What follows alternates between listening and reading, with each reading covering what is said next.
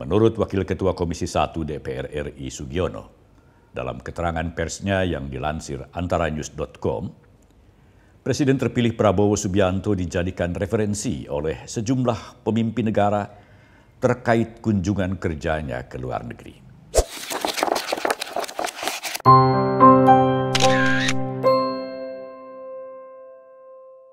Kawan Minmod, sejak dinyatakan terpilih menjadi Presiden Republik Indonesia ke-8 untuk masa bakti 2024-2029, Prabowo Subianto sangat sering melakukan kunjungan kerja ke sejumlah negara serta tampil berbicara pada berbagai konferensi internasional. Kegiatan ini dilakukannya selain dalam kapasitasnya sebagai Menteri Pertahanan, juga sekalian memperkenalkan diri sebagai Presiden terpilih kepada para kepala negara dan kepala pemerintahan yang dikunjunginya. Republik Rakyat Tiongkok atau Republik Rakyat Cina merupakan negara pertama yang dikunjungi Prabowo beberapa saat setelah dirinya resmi dinyatakan menjadi Presiden terpilih oleh Komisi Pemilihan Umum. Di Cina, Prabowo disambut Presiden Xi Jinping serta para pejabat tinggi lainnya.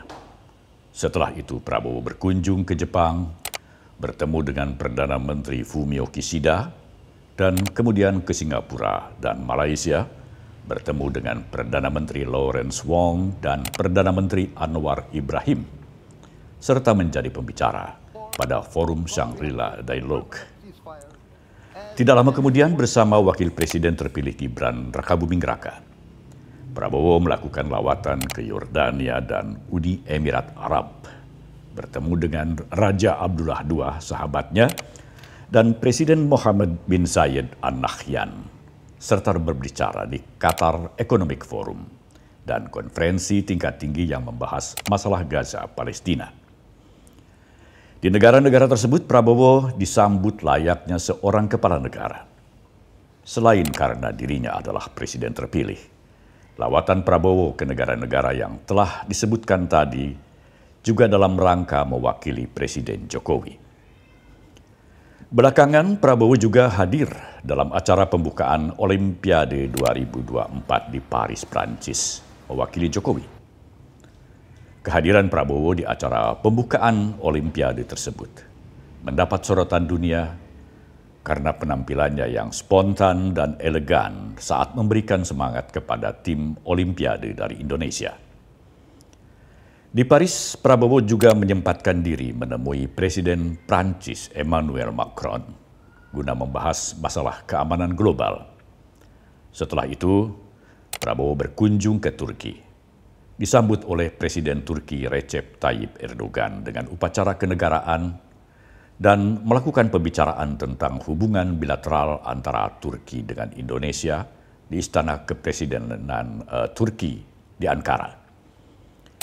Presiden terpilih Prabowo Subianto kemudian berkunjung ke Albania, Serbia, dan Rusia, serta melakukan pembicaraan dengan Presiden Serbia Aleksandar Vučić dan Presiden Rusia Vladimir Putin, sebelum akhirnya kembali ke tanah air dan melaporkan hasil kunjungannya ke negara-negara tersebut kepada Presiden Jokowi. Walhasil, hampir semua pusat-pusat kekuasaan dunia telah didatangi Presiden terpilih Prabowo Subianto menjelang pelantikannya pada 20 Oktober mendatang.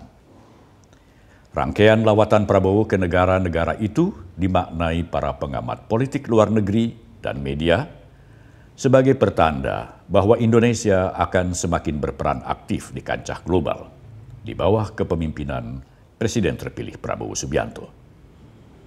Indonesia akan tampil secara high profile di kancah internasional serta memperkuat kerjasama bilateralnya dengan berbagai negara, sesuai dengan prinsip good neighbor policy yang dianut Prabowo, serta prinsip politik luar negeri bebas aktif.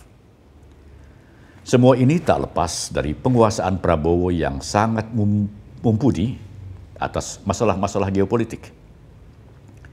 Di negara-negara yang dikunjunginya, para kepala negara dan kepala pemerintahan yang menyambut kedatangan Prabowo selalu menyampaikan harapan mereka kepada Prabowo akan keberlanjutan kerjasama negara mereka dengan Indonesia di masa-masa mendatang.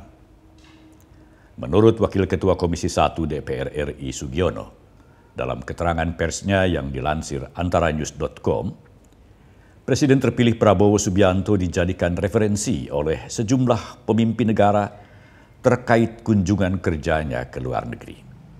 Bahkan, Presiden Rusia Vladimir Putin menyebut Prabowo sebagai suara dari selatan, dalam arti bahwa Prabowo dinilai sebagai pemimpin bangsa yang membawa atau mewakili negara selatan-selatan, tidak hanya mewakili negara Indonesia. Dalam lawatannya ke berbagai negara Eropa belum lama ini, Prabowo seringkali diminta pandangan dan masukannya oleh para pemimpin negara yang dikunjunginya mengenai perkembangan terkini di kawasan global. Para pemimpin negara tersebut menaruh harapan besar kepada Prabowo agar Indonesia semakin berperan aktif dalam keikutsertaannya menciptakan ketertiban dunia. Harapan yang sangat besar dari para pemimpin negara tersebut kepada Presiden terpilih Prabowo Subianto selayaknya kita sambut dengan rasa bangga bahwa di bawah kepemimpinan Prabowo, Indonesia akan semakin disegani dunia. Tentu saja bukan hanya masalah-masalah global yang menjadi perhatian Prabowo. Presiden terpilih ini akan tetap mendahulukan kepentingan dalam negeri, menggenjot perekonomian Indonesia dan mengupayakan peningkatan kesejahteraan rakyat. Karena dengan rakyat yang sejahtera dan perekonomian domestik yang tumbuh sangat baik, dengan sendirinya Indonesia pun akan semakin disegani dunia. Sebagai mantan Komandan Jenderal Komando Pasukan Khusus, Presiden terpilih Prabowo Subianto sudah terbiasa bergerak cepat, strategis, taktis, dan sistematis. Sehingga dalam menangani persoalan-persoalan domestik dan mancanegara pun, Prabowo akan bertindak cepat. Bahkan sehari setelah dilantik sebagai Presiden RI pada 20 Oktober mendatang, Presiden RI ke-8 ini akan segera mengumumkan susunan kabinetnya sehingga pemerintahan Prabowo Gibran sudah bisa langsung bekerja tanpa menunggu terlalu lama.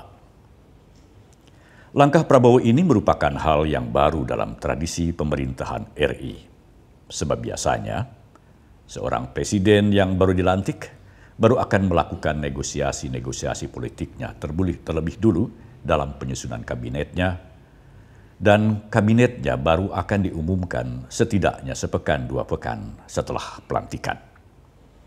Itulah Prabowo Subianto, Presiden RI ke-8 yang akan bergerak cepat mengurusi persoalan-persoalan negara. Semoga.